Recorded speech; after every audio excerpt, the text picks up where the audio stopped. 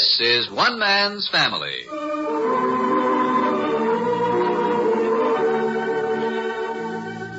One Man's Family is dedicated to the mothers and fathers of the younger generation and to their bewildering offspring. Today transcribed, we present Chapter 13, Book 71, entitled End of a Summer Saga. In just a little while, all the Barbers are going to arrive back in San Francisco. Vacation at the Sky Ranch finished for another year. Just now, at the top of the family home at Seacliff, Joan is packing her bags and saying goodbye to Paul. Paul, will you help me close this suitcase? My goodness, somebody's going to have to sit on it. What happened? I don't know. When I moved over here, everything went in. What's this sticking out the side there, Joan? Oh, yeah. That's it. Now, when I press down on the lid, you snap it shut, huh? If you can press it down. Here we go. Close the snap, honey. Ah, good. Now, press on this other side a little more, and... There. Well, I guess that's all of me, Uncle Paul. All put away and ready to be sent home. Not all of you, honey. All that counts. I disagree. I have a theory that when a person's been happy and well-loved, they leave something of themselves behind. An aura, a vagrant perfume. Something like a memory, only more substantial. You mean the ghost of Joan will still be here to haunt you? Maybe she will. Shall I close your other case? Oh, not yet. I'm sure to find something else I've overlooked. Well, there's no hurry. Sit down and take a blow. You've been buzzing ever since you got up this morning. Yeah. I suppose they'll all be arriving from the Sky Ranch pretty soon. Yeah, I suppose so. Golly, it was fun having a job and going down to work with you. I enjoyed it, too. I just dread the thought of going back to school. Look ahead. Another year you'll be in college. You'll like that. I guess so. Uncle Paul. Yes? This is the most wonderful summer I ever had. I love being up here at the top of the house in Teddy's room, right next to your studio. Well, think what you've done for me. It wasn't boring for you having me around? What? A feeling you had to be here every night with me forever on your hands? You don't want me to go over that again, do you? You know I had the time of my life, that I enjoyed having you, and I'd have been very lonesome without you. There, that's the last time I'm going to say it. All right. Oh, I've got something for you. I almost forgot. Just a minute, Uncle Paul. Oh, here now. Oh, it isn't anything, really. Just a gag, kind of. I should have had it wrapped up and made it look more like a present. Well, I can't see it behind your back. Here. It's a picture. I had it framed. Why, Joan. Picture of you and me. Oh, it's just a snapshot I had enlarged. Why, it's perfect. Thank you. When was it taken? Oh, remember when Ken took that snap of us out of the airport about 2 weeks ago at lunchtime? Oh, you've written on it. To my Uncle Paul, who helped me find myself. Much love, Joan. I can't tell you how much I appreciate this. It was such a thoughtful thing to do. You know, ever since I've been in Teddy's room, I felt a little jealous of all those pictures of you and her. Won't be so bad now that I have a picture, too. Do you think I'm awful to have a feeling like that about Teddy? Why, of course not. You know what I was thinking now? What? The tremendous strides you've made. It's wonderful. I can't get over it. At the beginning of summer, you couldn't have said the things you've just told me, you know it? About Teddy, you mean? Oh, that and a lot more besides.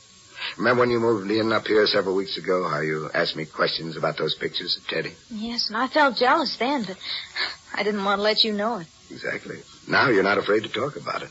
How much healthier that is than to push the thought down and feel that it was wrong to have such a feeling.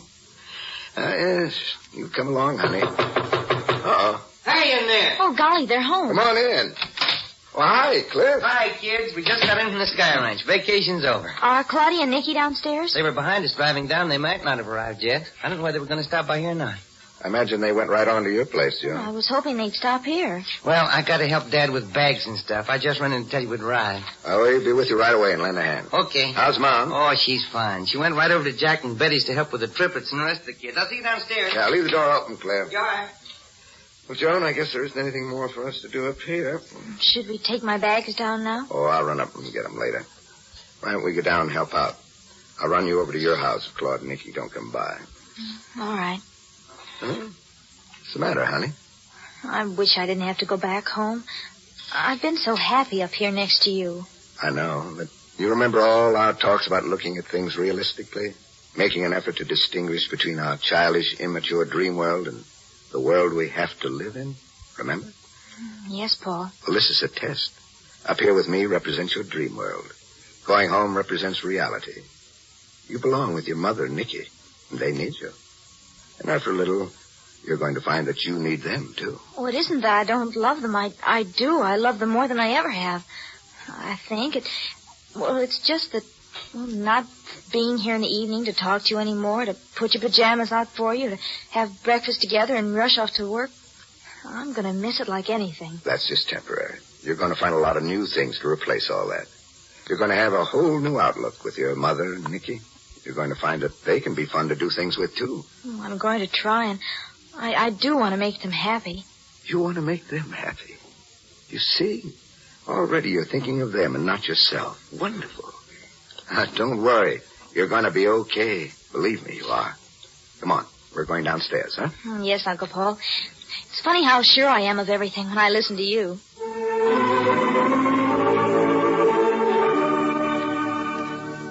Two cars and a station wagon sped down Skyline Boulevard from the Sky Ranch earlier this morning, and the Barbour's summer holiday is over.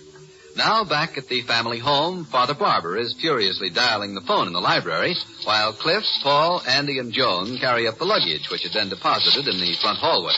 Fanny! Oh, Fanny! Cliff said she went across the hedge to Jack's house, Dan. What? What's that, Paul? Mom's helping Betty and Nicolette get the children settled. Oh, fine. Oh, splendid. And my things scattered from here to breakfast. Hello, Pinky. Oh, Hank? Well, whichever one it is, let me speak to your mother. Hey, Dad, Andy's to have the room next to mine. Jack's old room, isn't he? I presume so, Clifford. If your mother would stay around home for 2.5 minutes instead of rushing off every time the triplets utter a whimper, we'd know where... Oh, hello. Hazel? Well, we'll get things stowed away. Hazel, in order to locate my possessions, I've got to be a Pinkerton detective. What? I want to ask you, were you not in the kitchen at the Sky Ranch when I came out there this morning? I asked for a few yards of brown wrapping paper and wrapped up my hammock. Do you remember? Huh? Well, somebody was in the kitchen. I thought it was you. I wrapped it up, put a card on it that said Father Barbour's hammock, and carried it out to the front porch and put it with all that big pile of stuff. And now apparently it wasn't put in my car. Huh? I know everybody's busy, Hazel, but I'm not going to have the same trouble again next year. I'm going to put the hammock away right now so we'll know where to find it. All right. I'll phone around and see whose car they put in. Who slammed that door? Sorry, Dad. Andy just went out. Oh, yes. Oh, we have a boy in the house now, Hazel. Hey. Oh, she hung up. A good father trains his son not to slam doors, Clifford. I'll get right on it, Dad. You find the hammer? No, I did not find the hammer. What? Who are you calling now? That's a very reasonable question, Clifford. I have not been home 5 minutes, and now I'm phoning my wife, who has a way of vanishing into thin air. She's over at Jack and Betty's helping Nicolette. I know. Anytime she's missing, she's over at Jack and Betty's. Oh, hello. Who is it? Oh, Nicolette.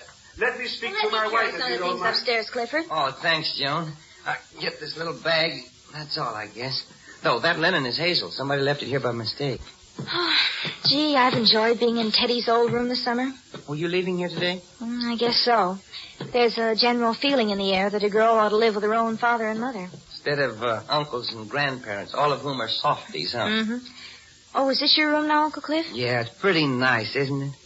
You know, when I got back from the hospital and saw the wallpaper changed and that new rug, I couldn't figure out what had happened. It was as if the room had been redecorated overnight. But they said it had been changed 4 years ago when I moved over with you folks at Nicky and Claudia's. You still haven't any memory of all those lost 11 years? Not one wisp of memory. Oh, this is going to be Andy's room, Jack's old room. Oh, keen. Oh, it's a nice room for a boy, right next to his dad. Oh, we'll sure miss Andy over at our house. But he'll like this. Hey, Joan, where are you? Oh, in here, Paul, in Andy's room. Turmoil downstairs. With Dad in the middle, I bet. Claudia's line is busy and Dad's pacing the carpet. What the diggins happened to his package anyhow? I didn't see it. Oh, look, Uncle Paul. This is going to be Andy's room. Yeah, I'm going to build in some bookcases over there for him, Paul, and I swear to you I'm going to read aloud to him every night. Books like Hans Brinker and Tom Sawyer and the Three Musketeers and... Oh, hey, what happened to the copy of Treasure Island? It was with my stuff, wasn't it? Oh, Cliff, I'm sorry. What? I thought that was Pinky's book. I put it in Hazel's car. Oh, that's all right, Joan. All of us are at 6s and 7s today. I'll run over to Hazel's and get it after a while. Now, whose book is this? Oh, Pinky, Margaret, whose copy of Treasure Island... It disappeared, Hazel. Honestly, Dan, now where have they gone? Don't they realize all these things have to be put away? You know, Hazel, I was just standing here wondering about that, and I think I'm going to be charitable. Now, what's that mean? Well, I was trying to put myself in their place when I was a youngster. I remember we'd come home from a summer trip, unload on the back porch, and all of a sudden I'd get an unbearable yearning to see Stinky Peters. Oh, Stinky Peters. He was my boyhood pal. His father was a tanner. Oh, I see. Well, they're gone, but there's nothing to worry about. You know when we'll see them again? As soon as they're hungry. Right as rain. You've answered the question, lady. You win the jackpot. And here it is. 4 suitcases, 2 sleeping bags, a saddle, boots, Pinky's box of pine cones. What in the world do you suppose he brought those home for? Who knows? Blankets, towels, soil, laundry. Well, Dan, let's get at it. Say, here's an idea. We could put the kids' stuff right smack in the middle of the living room floor and see how long they'll walk around it. Well, we'll have to move it for the Christmas tree in December anyway, so we might as well take it upstairs right now. Oh, hello. Here comes Claudia up on the porch. Door's unlocked. Come on in, Claudia. Did you say to come in? In here, Claudia. You'll find us under the luggage. Isn't it a mess, though? How did everything get so mixed up this year? The small helping hands of many children. How true. And where are they now? Ah, yes. Not a chick, no child on the horizon. Isn't it always that way? Always. Oh, Hazel, here's your compact. It got in my bag somehow. Oh, thanks. And Dan's hat. And isn't this Margaret's underwear? I'm afraid it is. And whose T-shirt? Hank's. Oh, dear. I suppose you've heard the latest catastrophe in the family, Claudia? Oh, no. What now? Father's lost his precious hammock again. Oh, no, not again. It rounds out the summer beautifully, doesn't it? Well, I was in the kitchen up there when he came out and got some wrapping paper. And you should have seen the card he printed. Father Barbour's Sky Ranch hammock, do not touch. Do not touch. With exclamation marks all over it. So I presume nobody touched it. I don't know what we'd ever do without him. Isn't he wonderful? Oh, poor Dad. Has he forgiven Margaret yet? No. And you know, I really think something's happened this time. Well, if I heard a little girl say she had me right in her pocket, I think it might cool down my ardor just a little. I hope Margaret learns a real lesson from this. I did feel sorry for her, though, when we left this morning. Did you see what happened, Claudia? No, when? Well, Father was trying to make up his mind which car might travel at the more sensible speed. I know he finally decided on Nicky's station wagon. I didn't know why he selected him. On basis of common sense driving. Well, anyway, Dan and I watched Margaret. She followed him around like a shadow. Unrequited love. I'll say it was. And then when Mother and Father got into the station wagon, she stood almost in front of it, idly looking off toward the mountains, scuffing one shoe, swishing her skirt a little, waiting for him to call to her. Poor darling. Hazel, he just doesn't realize how severely he's punishing her. That's our Father.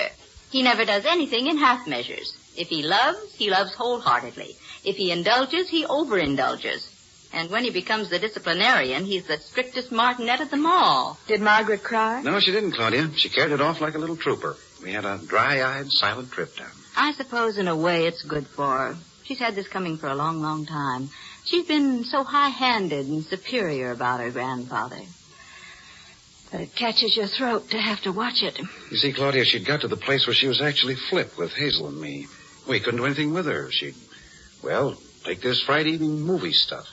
We'd say no, she couldn't go to a movie. Then she'd slip out of the house unnoticed, and the next thing we knew, there'd be a phone call from Father Barbour. Yes, he'd say, Margaret and I are going downtown to see a Disney. Home early, and hang up. Uh-oh. You don't suppose she's wormed her way back in? I'll get it. He's a remarkable old gent in every way. I love him. But there are times when I... When you what, Dad? Oh, when I think it might be a good idea to get off by ourselves for a summer. You know, just our own household. We tried it once. No good? Well, you spend half your time wondering what's happening back home, and you pull up stakes early so you can find out. For you, Claudia. Nicky. Oh, did you say what he wanted? No, but he sounds very cheerful. Well, good. Then nobody's broken a leg. He probably's wondering why I haven't got back home. Well, he didn't sound like a husband feeling sorry for himself. Yes, Nicky? Oh, he did? Yes, I guess he's been raising the roof with everybody. Well, there's no point in my calling him. I don't know where the hammock... You what? Oh, Nicky, if that's true, it's wonderful. Well, did you tell Dad I was over here? Maybe he'll call me here then. I'll suggest that he phone the ranch. All right, darling, thanks. I'll be home in a little. Bye. Well, something certainly struck you funny. Dad's still on a phoning binge, determined to find his hammock or know the reason why. He called Nicky? He talked to Nicky, but he actually wanted me. Have you ever noticed when he's out of temper, he makes an attempt first to get a hold of his own children, not his in-laws? Oh, I hadn't thought of that, but you're right. He calls here sometimes and asks for Hazel. If she doesn't happen to be in, bang, up goes the receiver. Sometimes I've had to wait 2 days to find out what was eating him. If he was 5 years old, you'd call it petulance. And look under P in your handbook, How to Handle a Problem Child. Well, he finally broke down and told Nicky he's looking for the hammock. Sharing his pitiful secret. And Nicky called here because after Dad hung up, he remembered something. Just before he locked up, he was giving Ben some last-minute instructions in the kitchen. And he says Ben was leaning both elbows on a big brown paper parcel. Sure. Don't tell me history's repeating itself. How ridiculous can things get? When we left for the Sky Ranch in June, Father raised Ned with everybody because he was sure he'd left the hammock in the storage room. And all the time he'd given it to Margaret to keep for him. Now this fall he leaves the hammock at the Sky Ranch, and once again he's holding his family at fault. Hey, Claudia, that's your car outside? Oh, no, I'm not driving back to the Sky Ranch tonight. Dan, you're not serious. Did I mention the Sky Ranch?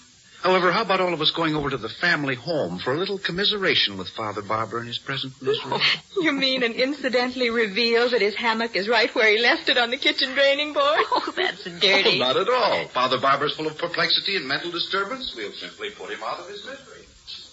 Yes. And when you get through with that telephone, Clifford, if you ever do, I should like to use it. Now, what'd you say, Roberta? Claudia's over at Hazel's. I want to talk to her. Just a second, Dad. What's that, Roberta? If people wouldn't all try to help to pack. Roberta, just a second, please. Dad's talking to me. Hey, Dad, I'll be through here in just a minute. I can't hear what she says. Yes, Roberta? What? You have another date? Oh, with Professor who? Parker? Oh, I see. Oh, anthropology, huh? Oh, shucks, no, I don't know anything about anthropology. Huh? Well, I'm not going along with... Well, I hadn't planned to bring Andy anyhow. He's going to have a regular bedtime school, you know. A good deal of this you could tell her when you see her. But, okay, if you've got another date, Roberta, Hey, what's this Parker's first name? Wilbur, huh? Wilbur Parker, I see. Well, suppose I call you tomorrow. Oh, we're all fine. We're just getting unpacked now. Oh, hey, Dad. Let me speak to her. Hello, Roberta. We can't find anything. The children helped load the cars.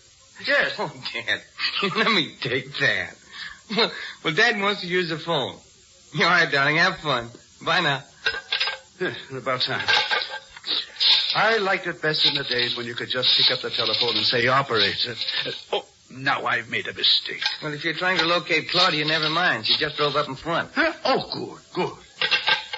Dad, did you ever hear of a Professor Wilbur Parker at the university? Hazel and Daniel and Windsor. Dad, I asked if you No, we'll get somewhere. Hello, anybody home? In the library, Claudia. Come along, all of you, in the library. Hello, Father. Hello, Clifford. Hi, Father Barbour. Yes. Claudia, when we packed up at the Sky Ranch, I had a big brown bundle with a card on it that said, Father Barbour's hammock, do not touch. And somebody loaded it before I could get around to do it myself. Aren't you even going to ask us to sit down? Where's Mother? Oh, we can keep track of your mother. Yes, sit down.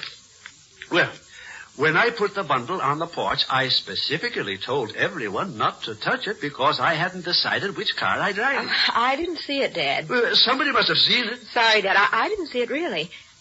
What's wrong, Cliff? Why so somber? Oh, hi, Claude. How's my twin? Now, listen to me, Claudia. Don't just toss it away like that. I didn't see it, Dad. I don't want to go through this trouble every year trying to find my hammock. Well, why don't you call the Sky Ranch and ask Ben if you forgot it? I didn't forget it, Hazel. I put it on the front porch. Then, in the last minute of turmoil and confusion, just as we were driving out, I glanced back at the porch and everything had been taken off. So I presumed that it had been put in Nicholas's station wagon. Oh, that reminds me. I should have told Ben to have that sun porch rug cleaned. May I use the phone? Huh? Yes, go ahead. Hazel, I don't know why your mother has to spend so much time at Jack and Betty's. I wish you'd speak to her. I thought you said you didn't know where she was. Huh? When did I say that? I don't know what's so humorous. If she would tend to my affairs once in a while, I might know where things are so I could put my hands on them. Operator, Omar 16011. Huh? Daniel, what are you grinning at? Well, I guess I'm just glad to get home, Father Barbour. Everything seems so normal. Do you have to grin like a Cheshire cat just because things are normal? Father, where's Paul? Oh, he and Joan are getting the last of her things together. Ben? Hello, Ben. Mrs. Lacey. I want to talk to you about the rug in the new porch. Yes, the children tracked in on it. Oh, good, Ben. I did? Well, I'd forgotten I spoke to you. Ben, by the way, Father Barbour had a big brown parcel. Oh, that's nonsense, Claudia. What would he know about it? He's positive he put it on the front porch. It was his hammock. It's where? In the kitchen, right where he left it? Huh? I see. Dad, would you speak to Ben? He has something to tell you. Oh, very well, very well. Well, Ben. Yes, I see. All I know is that I had it on the porch. Then somebody moved it into the kitchen. Oh, Father. Hey, Dad. All right, Ben, you bring it down when you come. Yes. Goodbye. I'm going over and get your mother and see if we can't get this place straightened around. Father, what about the hammock? I can't possibly settle down and be quiet until your mother's right here where she belongs. Everything goes wrong the minute she leaves the house. But you've located the hammock all right, Dad. I don't want to hear any more about that hammock ever. Oh, poor Father. I wonder what had happened if he ever admitted to anybody that he'd been wrong. Well, that would be the brave new world you hear so much about. I'd better phone Nicky. He'll wonder what's happened to me. Oh, Cliff, would you find Joan and see if she's ready to go home with me? Okay. Tell her I'd like to leave right away before we... hello, Nicky? Did you think I was lost? Well, I came over here to Dad's with Hazel, and that's what's taken me so long. Quite all right, old girl. You're going to bring Joan, then? Good. No, I've been very busy looking for a baby blanket for Jack. Yes, he's here, and he needs it most desperately. Righto. Claudia may be able to locate that blanket when she gets here, Jack. When's she coming? Well, she's leaving right away with Joan. It'll only take them a minute or two unless she gets sidetracked again. Gosh sakes, I no sooner get in the house and off I go running some darn fool errand. I don't know whether my career is the law or runner for infant females. Barely cheerful about it. Might as well, I'm in it. And wait until you see this fool blanket. It's practically in shreds, but Mary Lou is in tears all the way down because she didn't have it. Yes, I've seen her with it. She drags it around with her every place she goes. We hardly can get it away from her long enough to wash it. Probably mixed in with some of Claudia and Penelope's gear. If I don't find it here, I'll have to track it down someplace or not show my face at home. You don't suppose it's still up at the Sky Ranch, too? All I know is Betty promised her Daddy would find it just as soon as we got home. And so far, Daddy hasn't come through. Yes, and Daddy's getting pretty sick of the whole business. I tried to tell Betty this would be a good time to break the habit of Mary Lou having it, but no soap. Well, isn't it just as liable to be over at Hazel's as here? Oh, sure, it could be at any one of a dozen places, but I'm keeping my fingers crossed. I've got my money on Claudia. Hey, I heard the door. That you, Claudia? Yes, Joan and I are home, finally. Oh, here, Claudia, let me get those bags. I think Joan's got the heaviest one. Well, here, let me have it, Joan. Oh, it isn't too heavy. You haven't got a baby blanket in these, do you? Oh, this is Joan's luggage. She's moving back home from Paul's. Well, Jack's trying to locate his second daughter, Mary Lou's blanket. Oh, well, they found it, I think, Jack. What? Yes, Mom called out just as we were leaving and said if we saw you to tell you that they'd found Mary Lou's blanket. How do you like that? Where was it? I don't know. Well, Jack, you'll be safe in going home now, anyway. Yeah, and I'd better be getting back. I'm sure there's a dozen jobs waiting. Thanks, Nicky. Quite welcome. You glad to be home, Joan? Oh, yeah, sure. Well, I'll be seeing you. Bye-bye, Jack. Bye, Jack. Had a wonderful time at the Sky Ranch. Thanks a lot for everything. Don't mention it. Well, here we are. Back at home again. Doesn't it seem nice? It does indeed. Where's Penny? Out in the kitchen with our Mrs. McCullough, I believe. Ah, yes. Positively everything is back to normal. Except Skippy. Quite. Penelope's going to miss him. We're all going to miss him. What are we going to do with his little boy's room? That I refuse to consider at the moment. Well, Joan, how's it strike you being back? Seem like home to you? Oh, this house always seems like home to me, Nicky. Let's take Joan's bags up to her bedroom. All right. Here, I'll take one of these bags. Here, let the master carry the luggage. Here we go. I think he wants to show us how strong he is. Well, why not? Now, if you two lovely ladies will lead the way up the stairs, if you please. Come along, John. By Jove, you look like a couple of sisters walking along there. Well, that's a pretty thought, Nicky.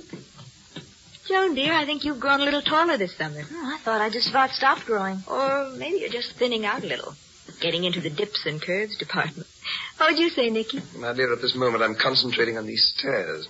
I don't fancy a tumble with this luggage. Well, here, Nicky. Keep going, Joan, dear. Keep going. Yeah, there. The house needs airing out and a thorough cleaning. Oh, I'll get the door. Go ahead, Nicky. Good girl. Oh, let's get some of the blinds up. It's so depressing with the shades all gone. There, that's better. Oh, I'll get this one, Claudia. Any special place you want these bags, Joan? Oh, that's swell right there. Thank you, Nicky. You're quite welcome. And now, if you two charming creatures will excuse me, I'll go take care of a few masculine chores. All right, Nicky, darling. I'll go in and get our things straightened around just as soon as Joan's settled. No hurry as far as I'm concerned. It's jolly nice having you back with us, Joan, my dear. We've missed you. Gee, thanks, Nicky. I missed you, too. Well, now, go on down. Be taking me around below stairs if you want me. All right, Nicky, darling. Well, Joan, you had quite an experience this summer. Come on, Claudia, and sit down for a minute. Oh, here, sit here on the bed. Do you mind? Of course not. I'd love it. Did you really like working? Oh, I didn't work very hard. It was an easy job. And you enjoyed it? Oh, I adored it, Claudia. I hated to leave. Well, maybe you can do it again next summer, darling, if you feel the urge. Could I? And could I stay with Uncle Paul again? Oh, we'd have to talk to Paul about that. And next summer is a long way off. Yeah, I know. Darling, tell me something. I'll try, Claudia. Are you sad about coming back to Nicky and me? Why do you say that, Claudia? Am I acting funny or something? I don't mean to. No, you're not acting anyway. You seem a little quiet and pensive, that's all. Oh, I'm sorry. I'm not getting after you or anything like that. That isn't it. I just wondered if you were happy. Are you? Yes. You seem to be in such wonderful spirits all summer, and I sensed that you seemed a little depressed today. Well, You did want to come back home, didn't you? Yes. What is it, Joan, darling? Don't you want to tell me?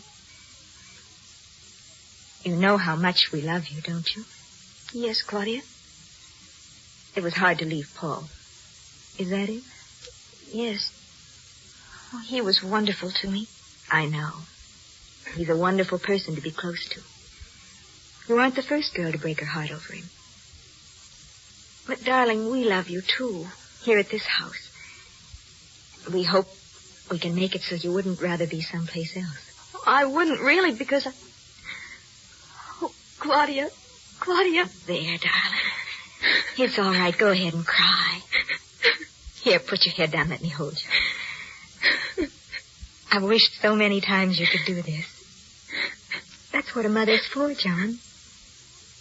Maybe you're just finding that out. Paul said I was learning how to love, and oh, I do love you, Claudia. I do love you.